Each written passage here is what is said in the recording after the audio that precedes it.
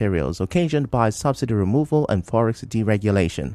It called for the immediate implementation of financial support palliatives for bakers as promised by the federal government as post-COVID-19 support programs for small and medium enterprises. It also called for the suspension of all forms of taxation on the bakery industry for now at the federal, state, and local government levels. Moving on, the Rivers State Council of Nigerian Nurses and Midwives says it has sent a protest letter to its national body following the new guidelines by the Nursing and Midwifery Council of Nigeria, NMCN. As you may know, the NMCN, in a circular on Thursday, said applicants seeking the verification of certificate to foreign nursing boards and councils must possess 2 years post-qualification experience. The council also said applicants are required to pay a non-refundable fee per application for verification to foreign boards of nursing. But state chairperson of the association, Adaku Bridget Nwosu, tells correspondent Martha Okerinkem that nurses will resist the move as Nursing and Midwifery Council of Nigeria, the condition for service is poor in Nigeria. In Nigeria, you can finish school for 3 years, up to 10 years, you don't have job. So if I have to stay off job for 3 years, 4 years looking for an opportunity and I don't get, and then I decide to go out to look for greener pastures and somebody is telling me you have to gather 2 years post-qualification experience, does it really hold water? No. Most of these nurses we're talking about are employed by private facilities. And in the private facilities, they are paid peanuts. So if one gets up and then sees an opportunity outside where you can get greener pasture, then nobody should tell you to wait. Mrs. Bridget Nwosu also said before such new guidelines are introduced, the government should address issues of employment and welfare of nurses. We must find greener pasture. When they want to address this issue, they will first of all address the issue of unemployment. They will first of all address the issue of remuneration. They will address the issue of working conditions. They will address the issue of training the nurses themselves in school. When they are done with that, they can bring out their stringent measures, because it's only somebody you put through school that you can tell the person what and what to do. But for now, I don't think these measures they are bringing will not hold water, because we as nurses in Nigeria, we are going to resist it. Moving on, an environmental rights activist, Celestine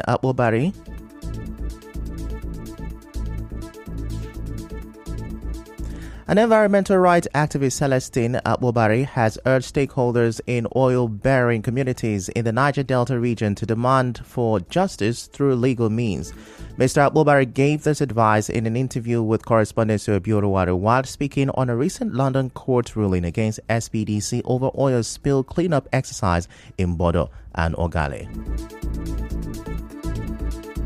Over the years, Shell has proven to be very hard-headed as an organization that is untouchable. But what we are seeing from the Ogale, the Leke, the Bodo matter, the Ebubu case, has shown that we can challenge them if we come together and agree to challenge them. The London court in their own country was able to stand their ground to say, hey, you got to go and do the right thing. It is a call to other communities that have oil companies working in their community. They come together. They can take these companies to court anywhere in the world, and they will rebuild their community and pay adequate compensations. The environmental activist also explained reasons why the court in the Western world is always firm when delivering judgment in oil pollution cases. One, the rule of law. The people in that they apply, they tie the eye of the judge. So he only follows the law. Every person speaks the law. The lawyer cannot be bribed. In Nigeria, your own lawyer can be bribed and you will abandon your... It is there. Judges abroad cannot be bribed and you will turn white into red before you are very high. You know that what you have done is evil. You know that the judgment is evil, but you will give Adam the consequences. In another development, Chairman Task Force on Bullfire in Emoha local government area of Rivers State, Godi Mike, has blamed laziness and excuses of unemployment for the renewed illegal oil refining activities. Speaking with correspondent Martha Okerinkem, Mr. Mike called on politicians to ensure that bullfire activities are nipped in the bud. As far as the present chairman is concerned, he's doing everything possible to ensure that no stone is left unturned to crush anything that has to do with illegal bunkering activity in Emoha local government. So we are equally telling chief politicians who are in their various communities their presence to ensure that these activities do not place anymore. It's not helping health issues. It's not helping economic issues at all. In the meantime, the Rumepe Youth Council President Umeka Ovunda denied reports that illegal oil refining, popularly known as bullfire, is ongoing in his community. Mr. Ovunda tells our correspondent that security men have been stationed inside the community to ensure that the pipelines are properly secured.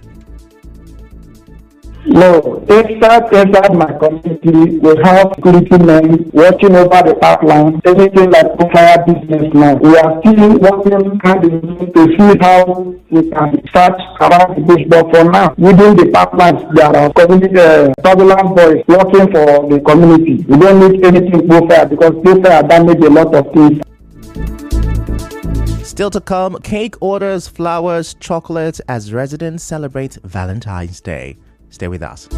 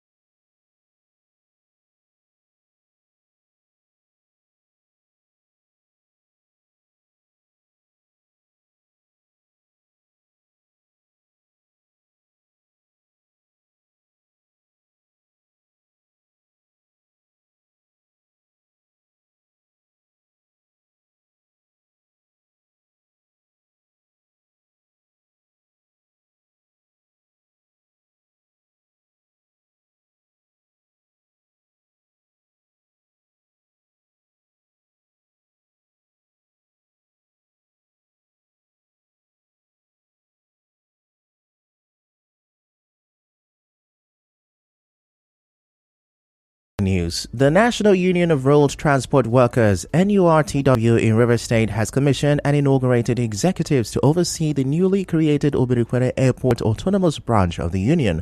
During the swearing-in ceremony, the new branch chairman, Godspower Amadi Eke, expressed gratitude to the state chairman of the union, Bomaton George, and his excos for their good leadership, effort, and wisdom in creating new branches such as the Obirikwere Airport Autonomous Branch of the Union to provide means of transportation in the areas of the state. Now, he also said that the areas that the newly created branch would cover include Mbarajata to Sympathy, to Rumwekini, to Alo Boundary, to Airport Environs, cut across Shell C41, Rupwoko Alo Boundary, to Market Junction, to Happy Bite, cutting across to T Junction, Rumwaholo, cut across Miniolu, cut across NTA Link Road, cut across to Laritel Road, back to Mbaraja, and T Junction, cut across Okemini by Rumibo Road, through Haruk Road, cut across Miniolu. I am engaging them to work radically in order to make sure that the activities of the union, unlike the selling of the tickets, which is paramount because it is the revenue of the state and the federal, that all those things become something that will be effective in order to work lasciviously so that we can achieve the said goal. Another unit that is on build, I also engage them to also work hard to ensure that most of these areas that are here to put up as a unit, that will put them the way it's supposed to be. The chairman further promised that he and his branch executives would prioritize the welfare of the drivers and other members of the union.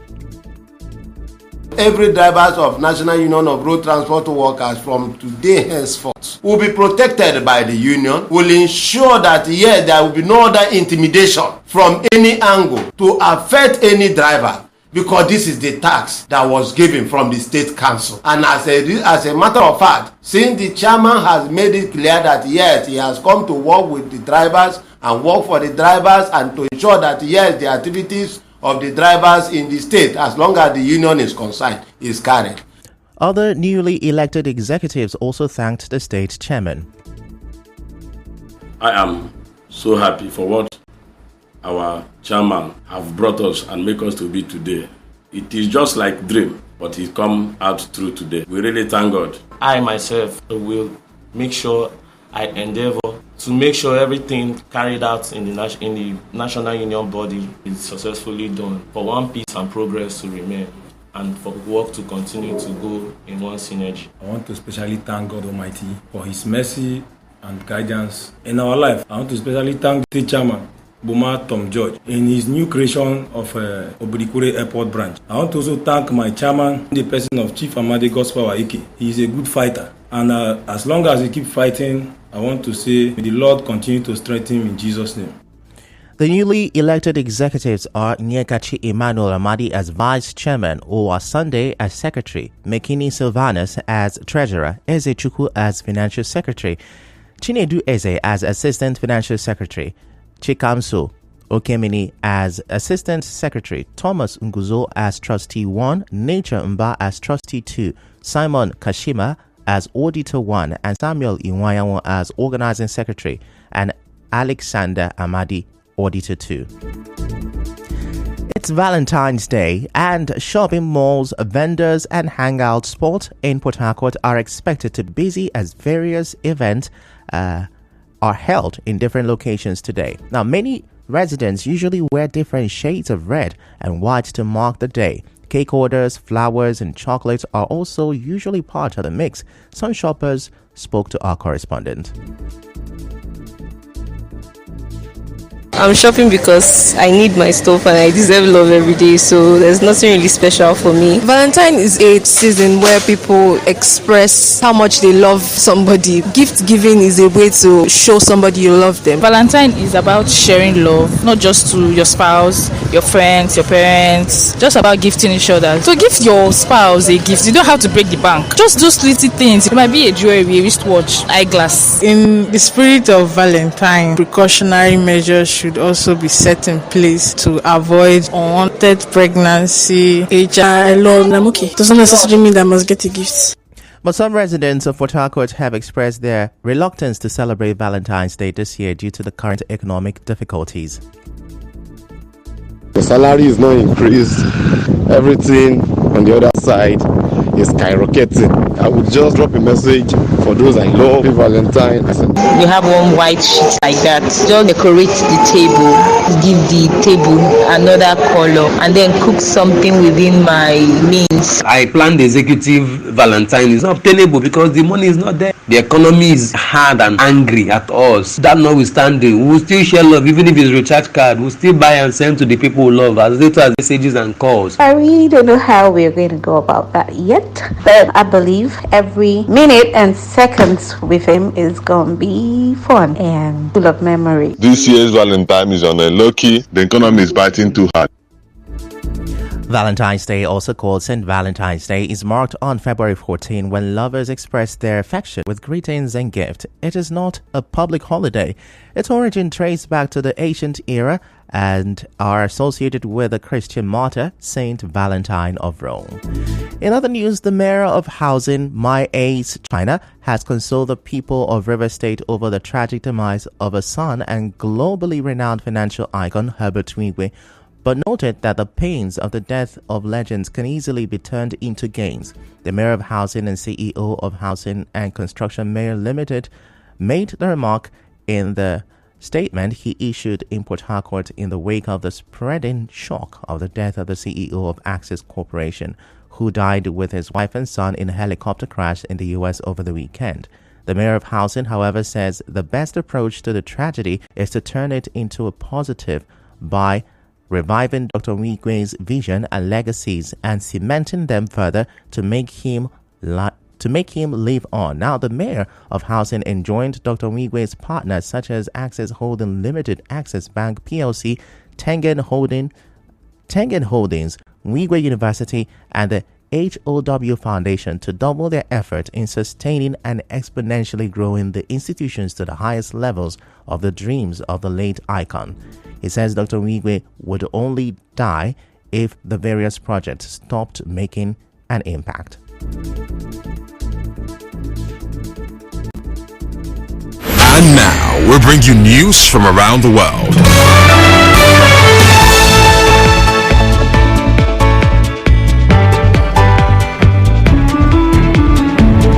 The world's largest single-day election is ongoing in Indonesia. More than 200 million people over Indonesia's 17,000 islands and across 3 time zones are eligible to vote. The election will see voters choose their president, vice president, and representatives in the legislature. That's a wrap on the news this morning. Before we go, let's have a look at the major stories. TUC is threatening industrial action over a ban on sachet drinks. Bakers and caterers are to begin strike over increase in prices of baking materials. Residents are marking Valentine's Day with cake orders, flowers, and chocolate. And on the foreign scene, Indonesia is voting in the world's biggest single-day election. The news was edited by Chioma Ezenwafo. To reach the news team, send an SMS or WhatsApp to 0808-721-7215. I'm Ifechukwu Moyoli. Many thanks for listening.